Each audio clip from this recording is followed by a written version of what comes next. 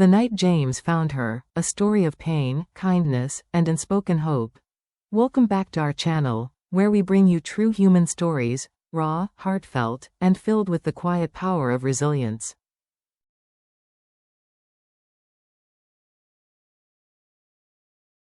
Today's story is not just about love, it's about survival, compassion, and the chance encounter that changes everything.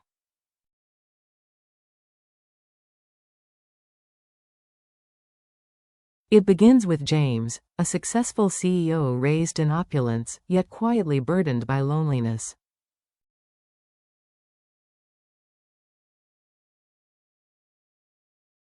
Despite inheriting one of the province's most powerful conglomerates, he turned away from the comfort of boardrooms and chose instead to lead a failing branch of his family's business in a remote mountain village.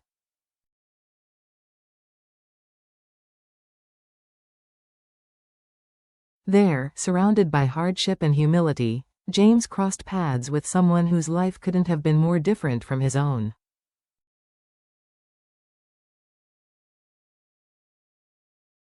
Her name was Deep. Deep was a gentle, strong-spirited young woman, orphaned in a devastating earthquake.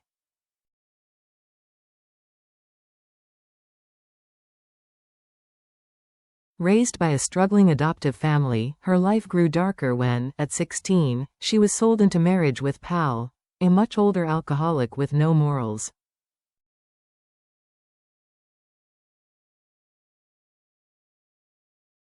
Deep's days became a cycle of servitude and suffering.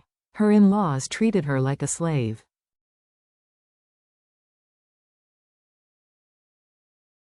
Her attempts to conceive went unrewarded, only adding to the verbal abuse and beatings.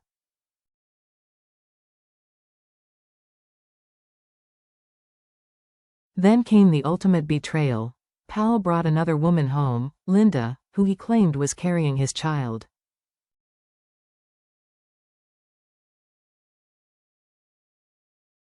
In front of Deep and his entire family, he declared his intention to marry her. His parents cheered.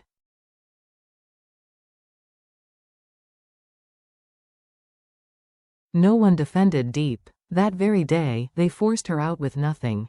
No money, no belongings.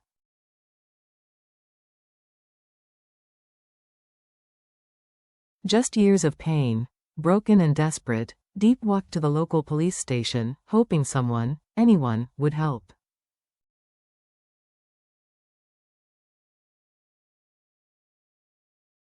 There, she saw James. Dressed neatly and speaking with quiet authority, she mistook him for a police officer.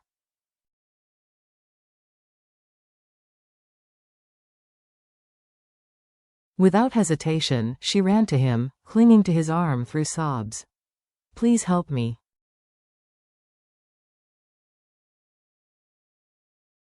"I have nowhere else to go," she cried, though surprised. James remained composed. "I'm not an officer," he said softly.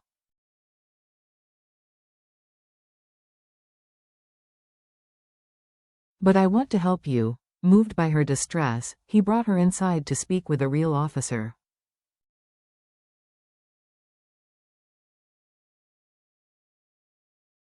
There, Deep told her story, of a childhood swallowed by loss, of a forced marriage, of betrayal and abuse.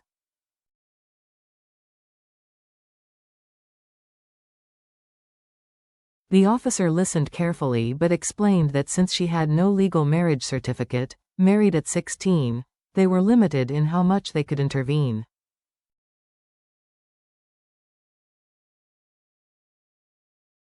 "I'm truly sorry," the officer said gently, "but we will do what we can." Deep left with nothing but a sliver of hope.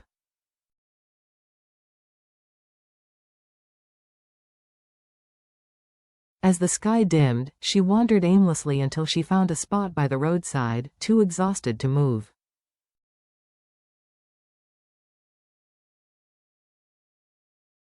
She gathered banana leaves for bedding and lit a small fire to keep warm. Alone, cold, and hungry, her tears wouldn't stop.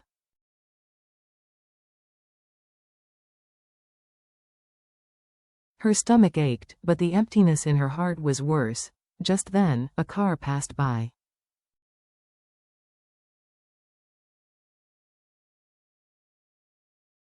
It slowed, stopped. It was James. He stepped out and walked toward her. I remember you, he said kindly.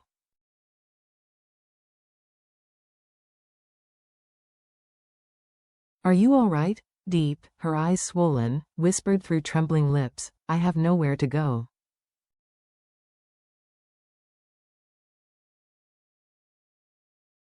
Without hesitation, James offered, you can rest at my home tonight. I won't harm you.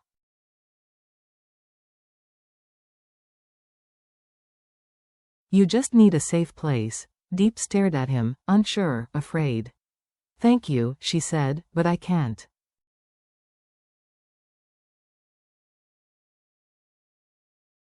We just met. I can't trust you yet. James nodded, understanding her fear.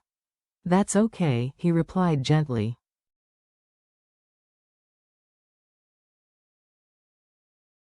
I'll check on you tomorrow. If you need anything, I'll be here. With that, he left, and Deep sat silently by the fire, staring into the night.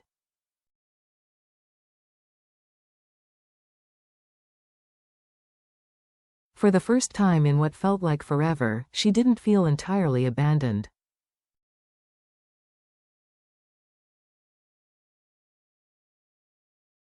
Her suffering didn't end that night. The cold pierced her bones. Her stomach cried for food.